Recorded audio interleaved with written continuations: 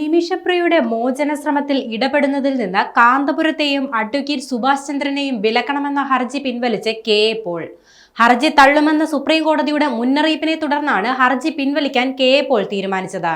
കോടതിയുടെ വിലപ്പെട്ട സമയം പാഴാക്കാനാകില്ലെന്നായിരുന്നു സുപ്രീം കോടതി കെ എ പോളിനെതിരെ ഉയർത്തിയ വിമർശനം. നിമിഷപ്രിയയുടെ മോചന ശ്രമങ്ങൾക്കായി ഇടപെടുന്നതിൽ നിന്ന് കാന്തപുരം AP അബൂബക്കർ മുസ്ലിയാരെയും അഡ്വക്കേറ്റ് സുഭാഷ് ചന്ദ്രനെയും വിലക്കണമെന്ന കെ എ പോളിന്റെ ആവശ്യം സുപ്രീം കോടതി തള്ളി. നിമിഷപ്രിയയുമായി ബന്ധപ്പെട്ട വാർത്തകൾ റിപ്പോർട്ട് ചെയ്യുന്നതിൽ നിന്ന് മാധ്യമങ്ങളെ വിലക്കണമെന്ന ആവശ്യവും കോടതി തള്ളിയിട്ടുണ്ട്. കേന്ദ്രവുമായി സംസാരിക്കാൻ അനുവദിക്കണമെന്ന കെ എ പോളിന്റെ ആവശ്യവും സുപ്രീം കോടതി അംഗീകരിച്ചില്ല.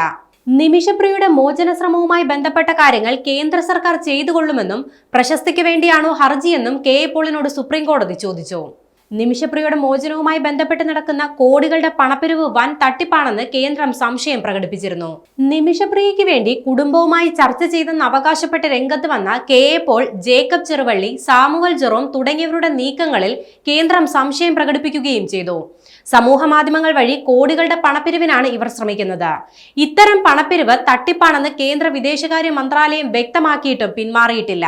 നിമിഷപ്രിയയുടെ മോചന നീക്കം തന്നെ പ്രതിസന്ധിയിലാക്കുന്ന സാഹചര്യമാണ് തുടരുന്നതെന്നാണ് വിവരം. കേന്ദ്ര സർക്കാരിന് മാത്രമേ ഇനി എന്തെങ്കിലും ചെയ്യാനാകൂ എന്ന് കാന്തപുരം അബൂബക്കർ മുസ്ലിയാർ ഉൾപ്പെടെയുള്ളവർ വ്യക്തമാക്കിയിരുന്നു.